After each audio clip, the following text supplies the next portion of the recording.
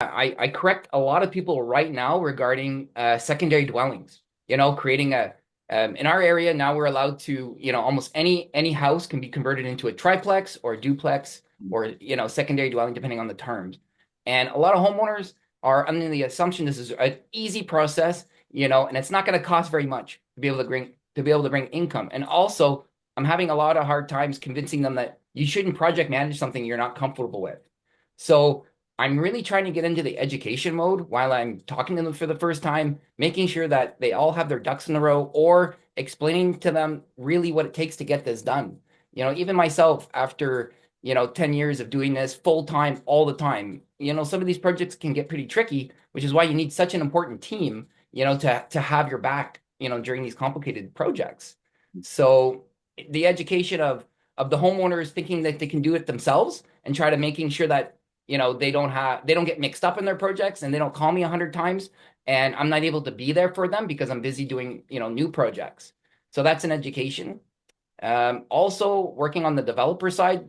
I'm really happy to see new developers coming out and reaching out to me, and we're creating a process right now to be able to help and guide them a little bit more because they're not sure exactly what they want to do. They have money, they have funds, they have partners, but it's the way they structure it. So some people are really organized, some people aren't.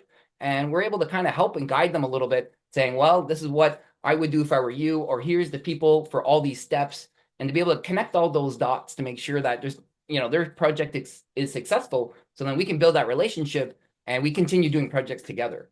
Mhm. Now, you mentioned about the second dwellings for a lot of homeowners who think that, okay, it's an easy process. Yeah. Could you outline us the highlights, the steps, the kind of Coles Notes version of what people have to go through, so that they don't miss a major step?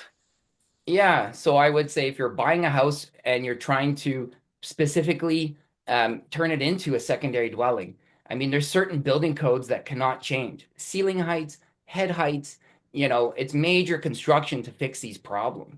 So if your basement is too low, for example, and it's 5.5 feet and you're trying to put a basement apartment in there, or even if it's an inch too short, it's a major problem. So ceiling heights, understanding fire separation, and really understanding what they're getting into. Because if they buy a house and they can't do what they think, then all of it is for nothing, and then all their budgets don't work. Mhm. So it's really educating them ahead of time, or educating them if they already bought the house to say what it takes, and sometimes they can't do it. It's just financially they can always do it, but financially it just doesn't make sense. So Mhm. it's really to understand it, and help guide them. That's really the first, Do first you step. do you actually get involved with an investor prior to them buying a property often? Sometimes, not recently, but before, during the summertime, a few people would call me out before they go buy the house. I would have my checklist. I would let them know, like if this is an easy conversion or not. That's what I was trying to tell. I was teaching them. So I ended up teaching them what to look for. So now they know when they buy the property, here's the checklist, and we're good to go. Dustin's not going to say it's going to cost a lot more because we need to do these conversions. So I teach them how to actually think about the building code while they're buying it. So I don't have to go there all the time and run around with them. Mhm. So